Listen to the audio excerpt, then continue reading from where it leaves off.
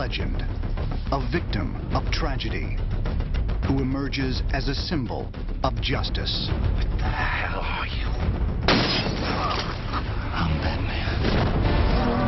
But what drives a billionaire to become a crime-fighting vigilante?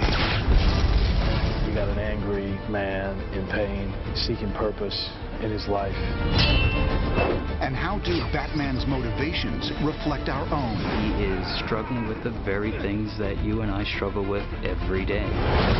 Now, go inside the mind of a superhero. His whole life is a quest to restore meaning. As we use the real-life tools of analysis. There's a technique for people who have fears. It's called exposure. To unlock the psyche of Bruce Wayne, Batman, and the villains who symbolize our darkest desires. I am gonna stop you. You're just a freak. Like me.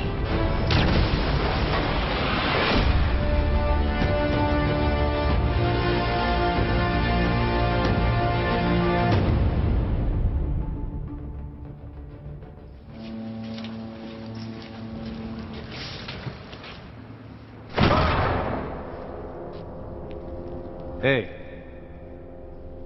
Stace.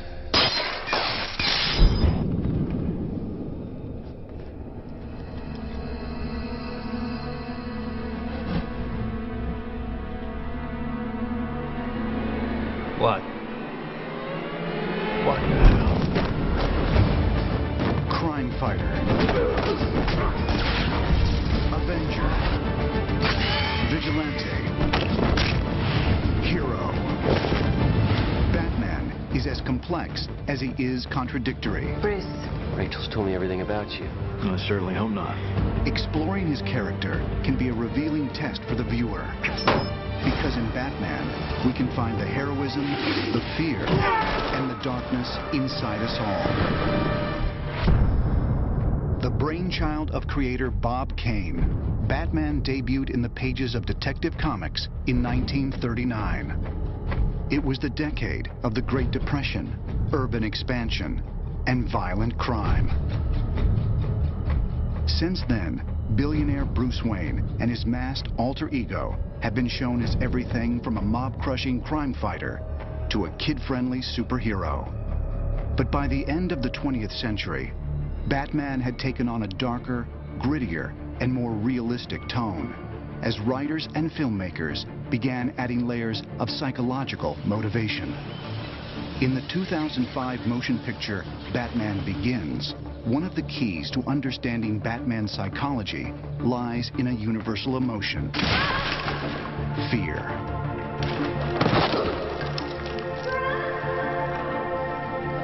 In the film, young Bruce Wayne develops a paralyzing fear of bats.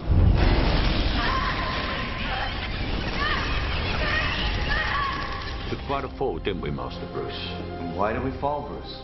So we can learn to pick ourselves up. Fear is one of the fundamental psychologies of childhood, and learning how to deal with the fact that we will be afraid, but we will go on to do things despite our fears. You know why they attacked you, don't you? They were afraid of you. Afraid of me? All creatures feel fear. Even the scary ones. Especially the scary ones. One of the interesting things about Batman Begins is it gave us a little more glimpse into the young Bruce Wayne. He tends to be a fearful and anxious kid, which is a very interesting choice in temperament to give him. It's almost like he's starting to have a panic attack in the play where it's a callback to the bats when he fell in the Batcave.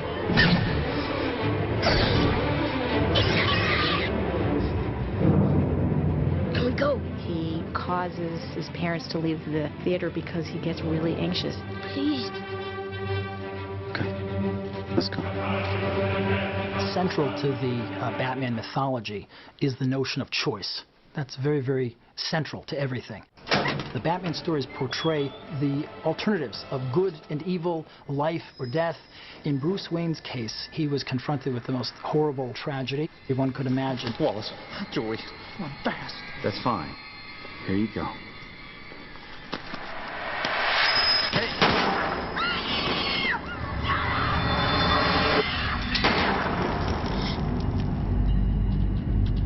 Bruce Wayne is a very plausible character psychologically. Kids generally, even if they're not directly responsible for some terrible event, generally personalize the event and take responsibility for it. Don't be afraid.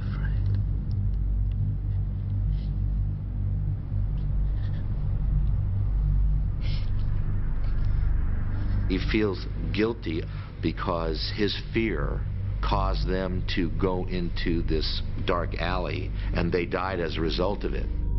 The death of Bruce Wayne's parents is an integral part of the Batman mythology and was first depicted in the November 1939 issue of Detective Comics. It has continued to be incorporated into almost every telling and retelling of his early history. Here's a kid who, at a very early age, learned that security is temporary, is fragile. It was my fault, Alfred. I made him leave the theater. If I hadn't gotten scared. It was nothing that you did. It was him. It raises a question, which is, am I ever going to be secure? Can I ever trust anybody who won't also be taken away? I miss him, Alfred. And Bruce Wayne is a person who essentially has answered that question, I'm never going to be safe, so I better take matters into my own hands. Rachel, this man killed my parents. I cannot let that pass. You have the ultimate psychological moment of Batman. They're in the courtroom where his parents' murderer is on trial, and he has a gun in his pocket, and he has to decide whether or not to use it. There is a member of the Wayne family here today. Has he got anything to say? That's the character's moment of growth and judgment.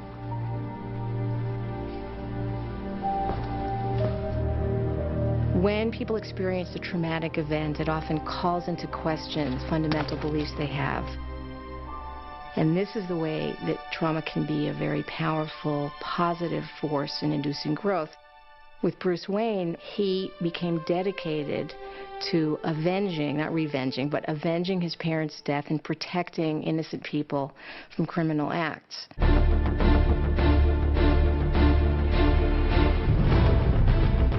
And many people, in fact, who've experienced the trauma go on and become social activists in some way. What are you seeking? The means to fight injustice, to turn fear against those who prey on the fearful.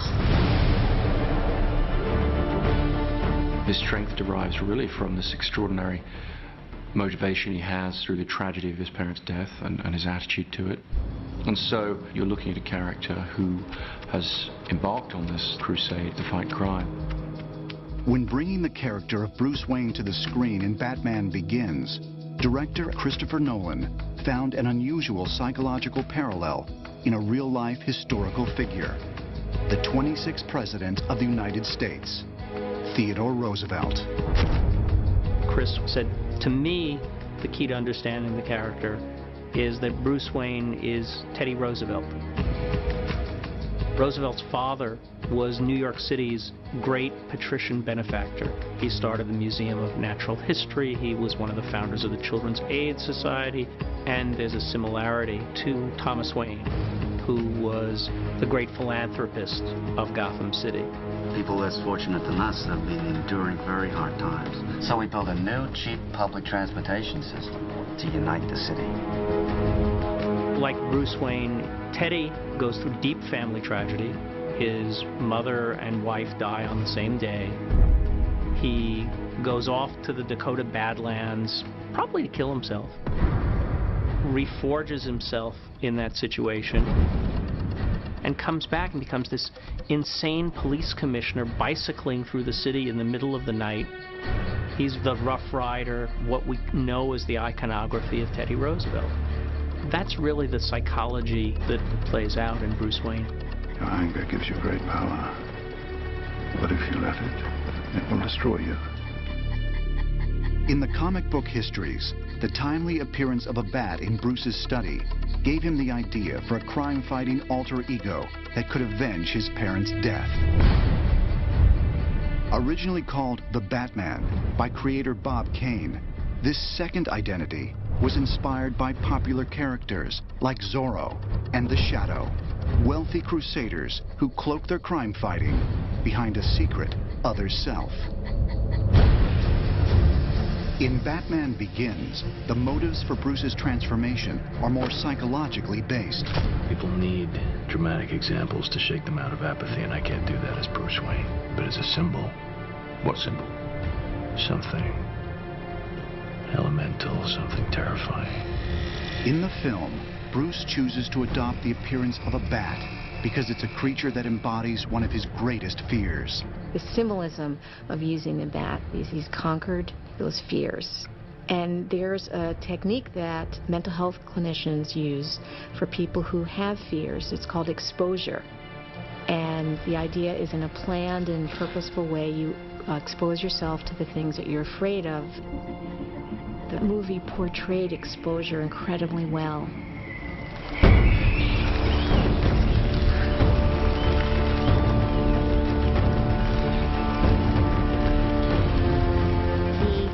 Stays with the fear until he calms down and sees that he's okay. It's just a wonderful example of how people become afraid of things and they can become unafraid of them. The murder of Thomas and Martha Wayne instilled a sense of purpose in the life of their orphan son. But as Batman, that life is far from easy. And each day, Bruce Wayne's psyche is divided between his normal self and his secret identity, which raises a fascinating question. Who is the real person? Bruce Wayne or Batman?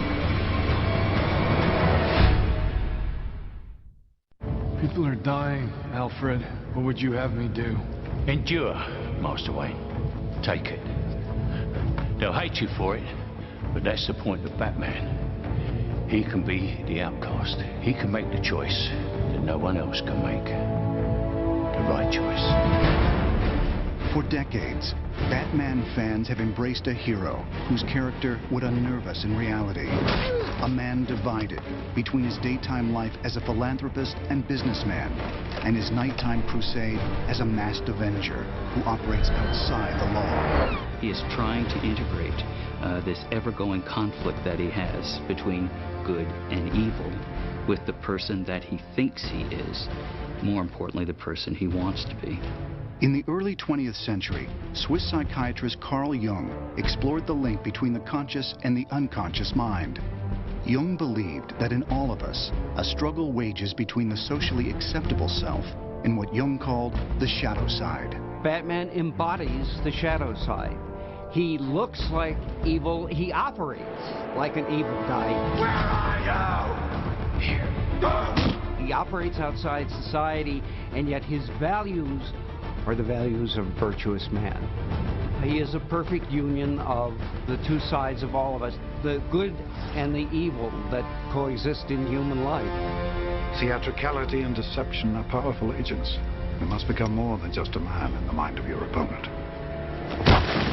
In the film Batman Begins, Bruce's choice to take on the identity of a bat not only taps into his own childhood fears, but into the fear most people have about the flying creatures. In popular culture, a bat is a threat. It comes out at night. It's something you can't really see, but it can bite you, can suck your blood. So what Batman does is take the iconography of evil. Look at medieval paintings of devils, demons. They have often horns and bat wings.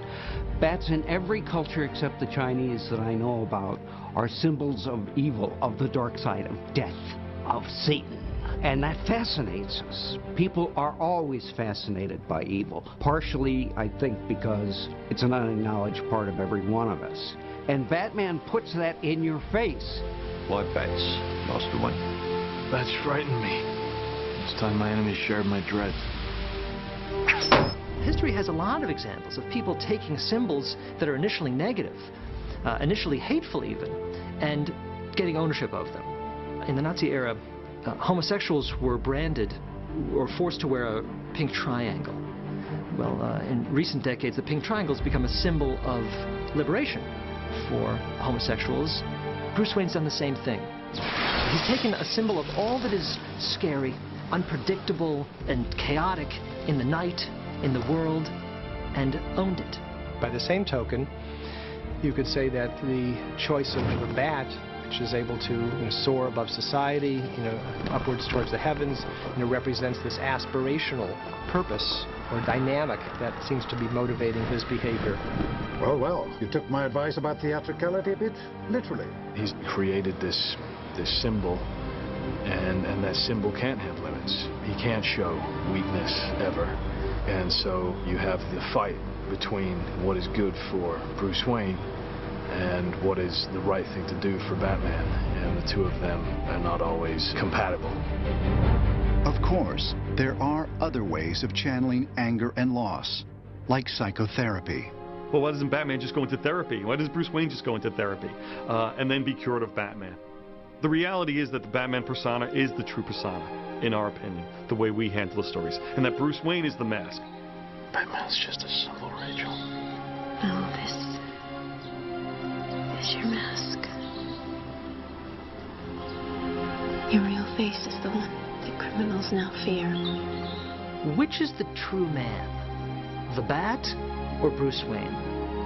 Since the birth of the superhero era, a lot of psychologists have talked about the multiple roles that we play in everyday life. There's an identity that we play with our spouses, identity we play with the coworkers who work beneath us, and the coworkers who work above us. For Batman, you've got the billionaire playboy, which I think most people would say is not the real person, and that's just a persona, it's an act. Then you've got Bruce Wayne when he's not playing the playboy, and then you have Bruce Wayne when he's wearing the Batman costume.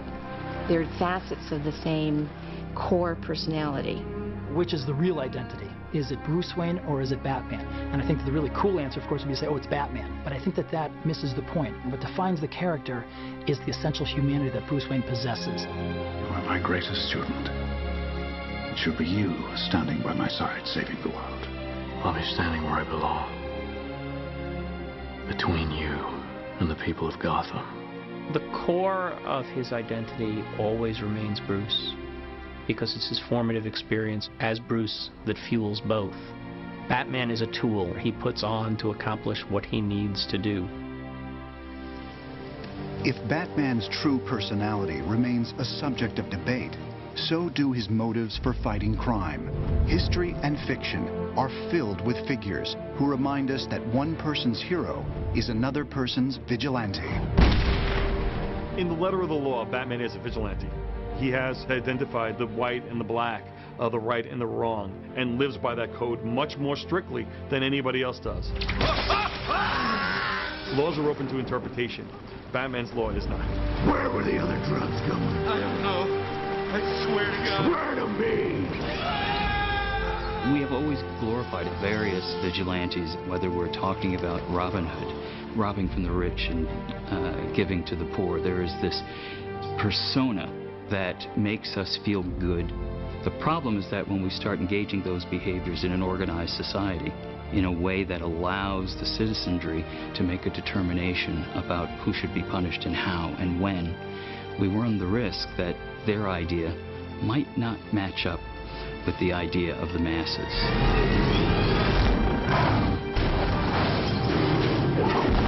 What he's doing is really outside the law.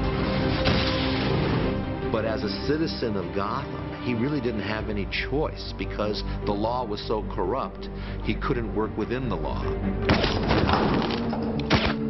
But on the other hand, Batman has one rule. He will not take a life. I will not become an executioner. He's got systems that he orders his behavior by to try and restrain his natural instinct for violence or for revenge or whatever dark impulses that drive him.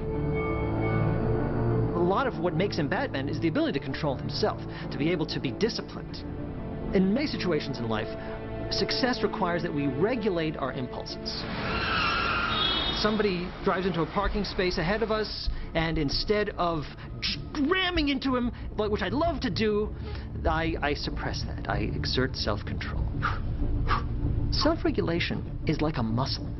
We have, all of us, a muscular ability to regulate our impulses. Bruce Wayne is a man who's developed that muscle. He has worked that muscle out. So now he has a stronger capacity for self-regulation than anyone else. That's almost his superpower, the power of self-control. You finally learned to do what is necessary. I won't kill you.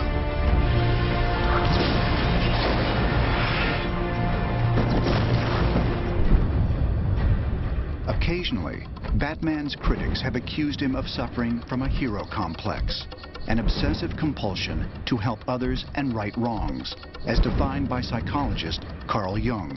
Batman had this obsession with keeping things under control and making sure that the law is obeyed and that the innocent are not hurt. But his obsession leads him to pretty much cut out from his life anything that doesn't add to his mission as Batman. He's obsessive compulsive about that. I bought a story once where he's in the middle of an important business meeting, and it's late in the afternoon. He's discussing $1 million business, and he stops paying attention, and he's simply watching the sun go down. And the second the sun vanishes behind the horizon, he goes, "Meeting's over, I gotta go." He cannot stop being Batman. It's much easier to stop being Bruce Wayne. So once you understand that, then you can understand why he is motivated and why he continues to behave in the way he does. Batman's behavior includes his choice to deny himself a lasting romantic relationship. You once told me that we'd be together. Bruce, don't make me your one hope for a normal life. Did you mean it? Yes. Bruce Wayne's very capable of falling in love. You might even say that's his Achilles heel, almost his kryptonite. He can have the greatest technology in the world, the greatest weapons in the world, but his heart has no shield. His heart can be broken. So if you're Bruce Wayne, falling in love is a very dangerous thing because it's possible that the person that you fall in love with will get hurt as a direct function of that person's affiliation with you. You look nervous. He doesn't want to love that openly with the fear that that person might be lost to him the same way his parents were. This is what makes him a hero. It's easy to make a choice if it has no consequences for you. With Batman, the consequences are monumental. Not just life and death, but the kind of life that he lives.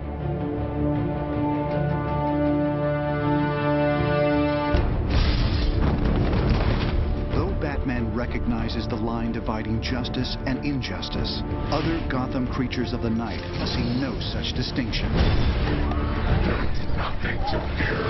And these denizens of darkness relish the chance to perform acts of unspeakable evil. And here we go. It's okay. No one's gonna hurt you. Of course they are. Rain? No, Scarecrow.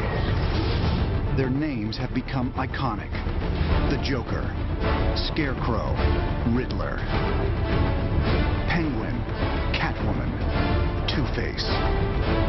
In the annals of superhero history, Batman's enemies are the most psychologically scarred, walking definitions of dysfunction, whose vicious deeds often evoke the violent and perverse acts of real-life criminals. One of the most enduring things about Batman is his rogues gallery, the villains. Because, as I like to say, the rogues define the hero. The greater the threat, the greater the hero. Demonstrating everything from psychopathology to narcissism, Batman's arch-enemies also offer twisted mirror images of Batman himself. His villains, like Batman, experienced a tragedy. But he responded by saying, I'm going to spend my life restoring justice to the world. His villains didn't make that choice. There are plenty of villains that are just as obsessed, but they feel that anything bad that happened to them is something that they need to get payback from the world from, you know. Whereas Batman had the exact opposite point of view. Something bad happened to me, I'm going to make sure it never happens to anybody else. Every one of the villains takes what Batman uses as a strength and makes it a weakness.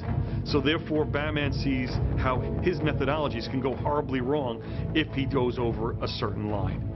Penguin is bureaucracy gone bad. If Batman or Bruce Wayne let his foundation be used immorally, he could become what Penguin is.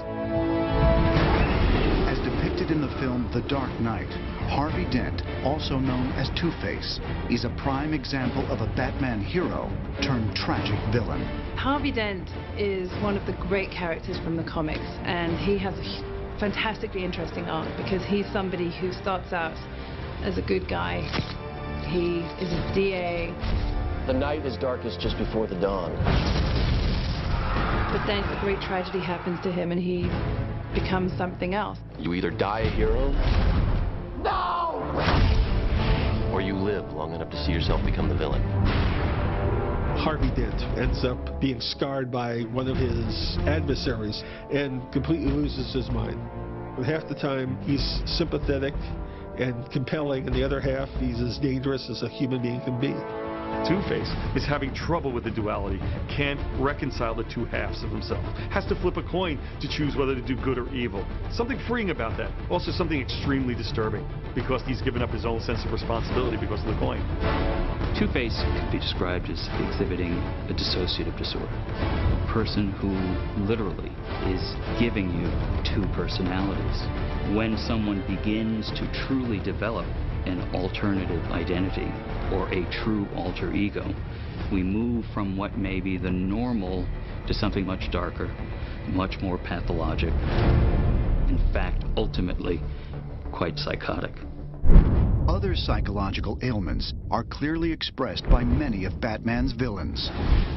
The Riddler can't commit a crime without leaving behind a self-incriminating clue, the classic calling card of a narcissist. Individuals who are narcissistic, they engage in the behaviors because they want to be noticed. You can look at someone like Ted Bundy, who committed a series of homicides, and yet he loved that he could thumb his nose in the face of law enforcement, giving them clues of where bodies were left, pointing in many respects to himself and defying them to catch him. That type of attention-seeking behavior is narcissism. Would you like to see my mask? I use it in my experiments. In Batman Begins, the Scarecrow is one of the most terrifying of villains. These crazies, I can't stand it. A sadist in the position of power.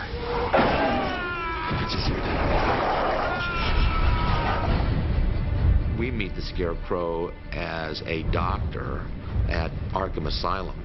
He's used that entrusted place to experiment with chemicals and drugs. He enjoys watching people's minds completely snap as a result of the use of it. There's nothing to fear but fear itself. Scarecrow uses fear as a tool to ultimately get what he wants, independent of what it might cost others. This is an individual generally not psychotic, but very intense in their need to self-aggrandize. A individual like the Unabomber, Theodore Kaczynski, part of his delusions is that mechanization and modernization is ruining the world, and takes it upon himself to send bombs to computer scientists, professors. He became vengeful. I'm going to take it out on society, and thus becomes this murderous, crazy person.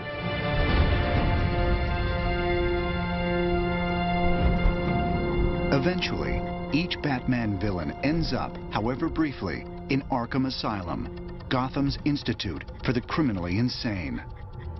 But do villains like Scarecrow and Two-Face truly meet the legal definition of insanity? In every psychiatric text that's published, you will find nowhere on any of its pages the word insane. Because insane is a legal, not a clinical term. And here's the best example of why the public can be so confused. Jeffrey Dahmer. How can a person who kills his victims, cuts them up, has their heads in the freezer, not be crazy? And yet, he did not meet the test of insanity in Wisconsin. The test for insanity is knowing that the act was wrong and not having the ability to conform behavior. He doesn't meet that test. He did it because he wanted to. While most Batman villains operate under the influence of some form of psychosis, one rival is completely in control of her faculties. The whip-wielding jewel thief Selina Kyle, also known as Catwoman. Over the years, Batman and Catwoman have had a complicated on-again, off-again relationship. But Catwoman's villainous nature hasn't stopped Batman from pursuing her for reasons other than her crimes. Catwoman is one of the few people in the world who wouldn't be in the kind of danger your average woman would be with Batman. She's as dangerous as he is. So he found someone who's kind of his equal. Batman's well known to have had a dalliance, and more than a dalliance, with Catwoman. They have an affinity and a lot in common in terms of dressing up and jumping off rooftops. But ultimately, Catwoman, while not a terrible person, crosses a line that Bruce Wayne and Batman don't cross. Batman still operates within a moral code that's quite strict. So this is the challenge for Catwoman and Batman, as attractive as she is in all of her incarnations. He cannot accept her because even as lines between right and wrong are gray, he still sees those lines and he won't cross them.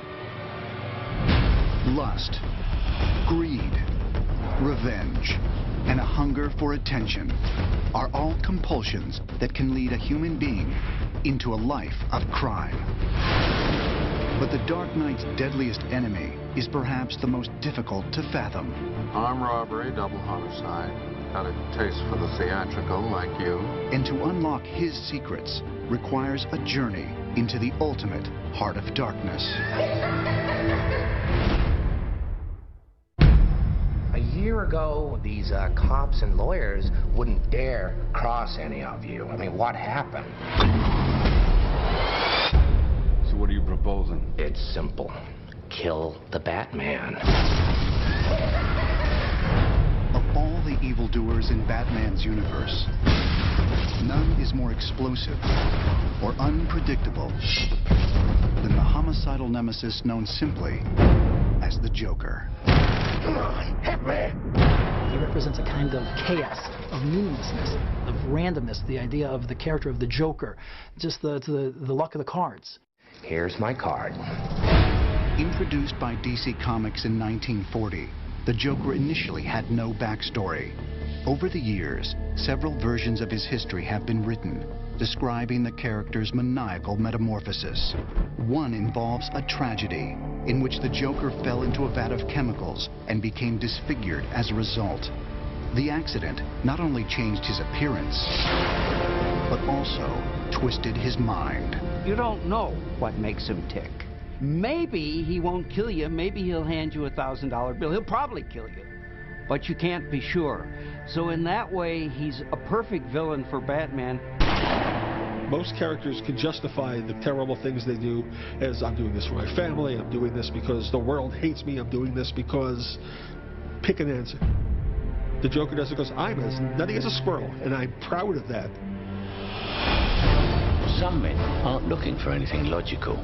They can't be bought, bullied, reasoned, or negotiated with. Evening, Commissioner. Some men just want to watch the world burn. Let's put a smile on that face.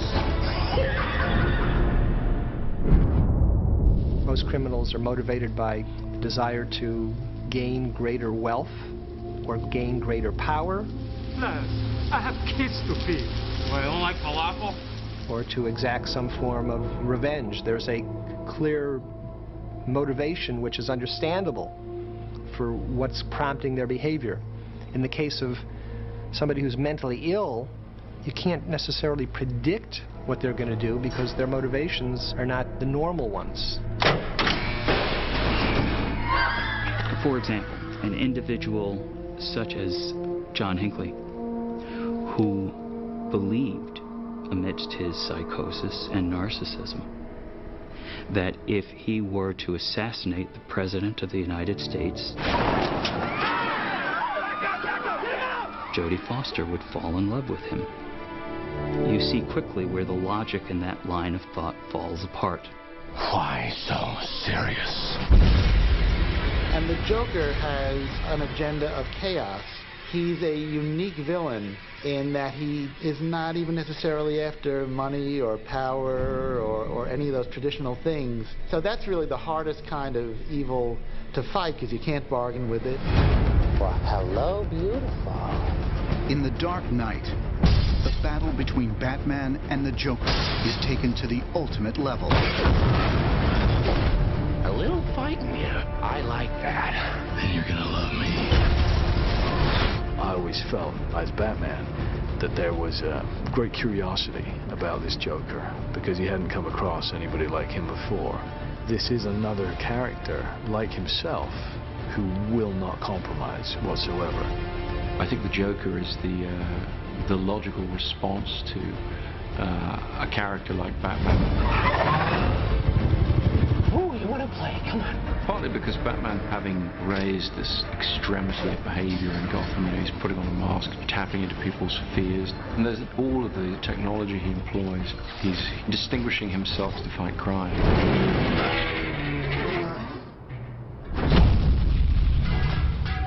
You've changed things.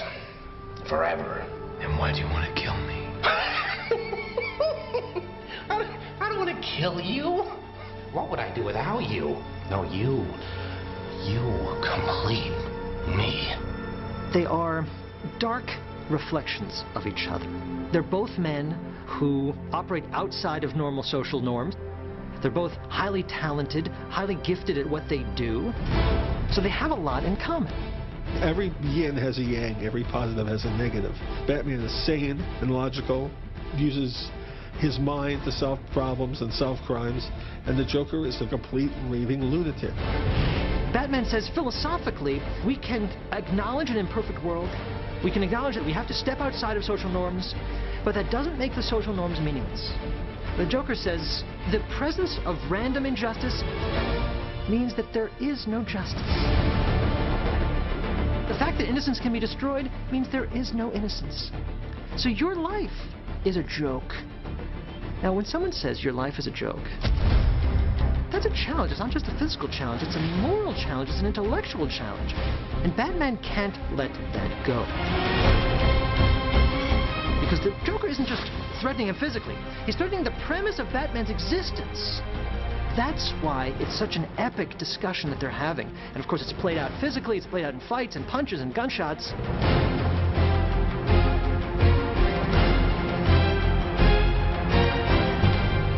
Ultimately, it's a philosophical conflict, and not one that's easily resolved.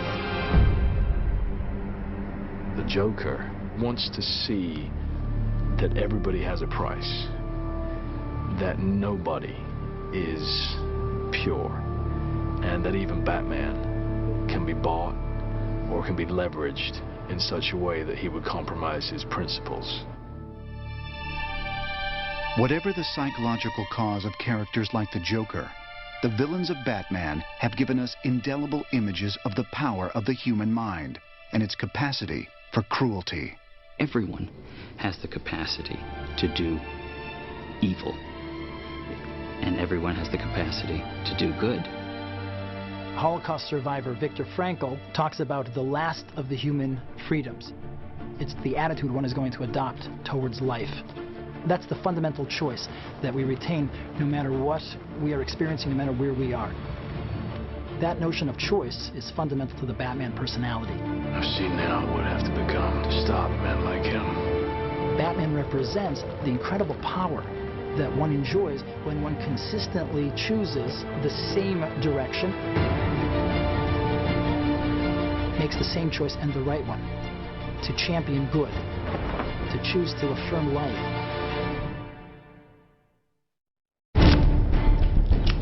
Beyond the thrill of his adventures, Batman gives the world something greater. His internal struggles offer insight into the origins of our own fears, the motivations behind evil acts, and the ways that an ordinary human being can become a hero. He's human.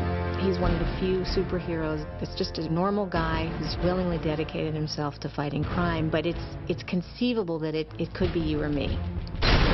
We don't come from Krypton. We don't have superpowers or mutant genes. Batman is in the realm of obtainable.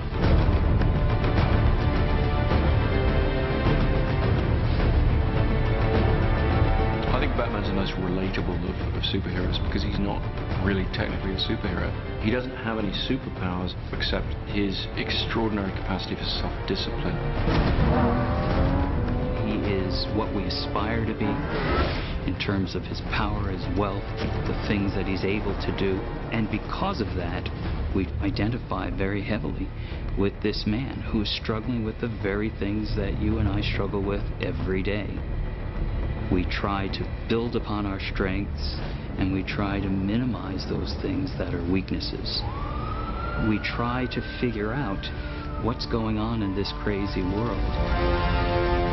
Batman reflects the full spectrum of emotional angst and joy and sorrow that each and every one of us experience in life. Bruce is certainly suffering, sacrificing in many ways from this character of Batman, who he has unleashed and who he's really unable to rein in anymore. You're getting lost inside this monster of yours. I'm using this monster to help other people just like my father did. Batman does sit on top of this mountain of anger. I think he's more in control of it than he wants his adversaries to think. He wants his adversaries to think that he might lose it at any minute and kill them, you know. Do I look like a cop? It works in his favor that you think he's completely unpredictable, which really the Batman myth speaks to. I mean, it's all about where's this thing that I never thought could happen going to come from? You know, who's going to step out of the shadows and kill somebody I love? Some people talk about Batman as a damaged individual, as a person who is still playing out his childhood wounds. I don't find that a very compelling interpretation, because that doesn't make him a hero. If he's damaged, he's less than us. Batman's a hero, he's more than us. I find compelling the interpretation that says, here's a man who faced tragedy, and he made some choices to rise above it. He used that tragedy to improve himself and to improve the world.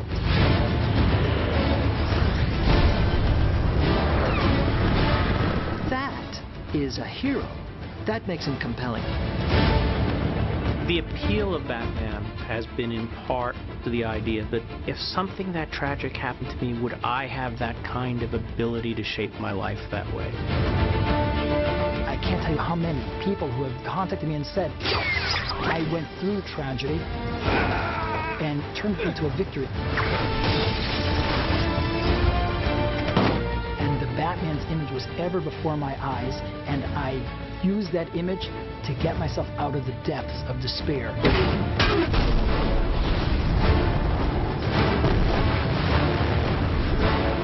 He's flying on rooftops!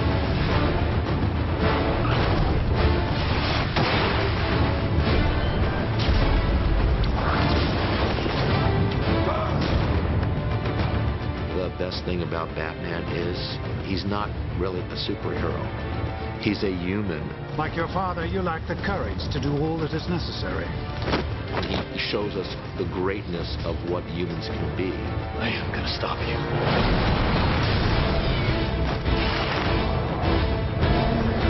The reason the Batman is a hero is because he's on our side. He is the balance. He is the cosmic balance to all the insanity. Hit me!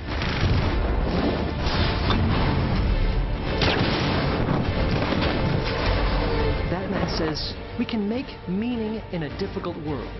We can pursue justice in an unjust world. Batman's a character that provides us hope that all of us need.